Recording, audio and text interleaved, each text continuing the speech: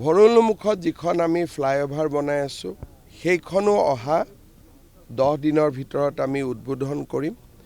চানমাৰী ফ্লাইঅভাৰখনো আমি উদ্বোধন কৰিব পাৰোঁ বা আৰু 15 দিন বেছি লাগিব, তাকো এতিয়া মই তাতে যাম, তাৰো এটা সিদ্ধান্ত আমি ল'ম। একেলগে উদ্বোধন কৰা সিদ্ধান্ত ফ্লাইঅভাৰ দুখন ময়ে উদ্বোধন কৰি দিম, কিন্তু এইটো এটা ডাঙৰ প্ৰকল্প, এইটো প্ৰধানমন্ত্ৰী ডাঙৰীয়াই কৰিব, কাৰণ চানমাৰী ফ্লাইঅভাৰখন আমি ফেব্ৰুৱাৰীৰ শেষতহে কৰিব পাৰিম, যদি কৰিব পাৰোঁ। PWDয়ে মাৰ্চৰ মাজলৈকে বিচাৰিছে, কিন্তু যিহেতু ইলেকশ্যন তাৰ আগত নটিফিকেশ্যন হৈ যাব পাৰে, সেইকাৰণে হয়তো মই ফিটাটো কাটি দিম, চাইকেল স্কুটাৰ অহা যোৱা কৰি থাকিব, গাড়ীৰ কাৰণে এটা মাহ ৰখি দিব। এইখনো আমাৰ 14 নৱেম্বৰত হৈ যাব। ভৰলুৰ ফ্লাইঅভাৰখন সম্পূৰ্ণৰূপে ফিনিছ হৈ গৈছে, সেইখন আমি 22-23 তাৰিখে উদ্বোধন কৰিম।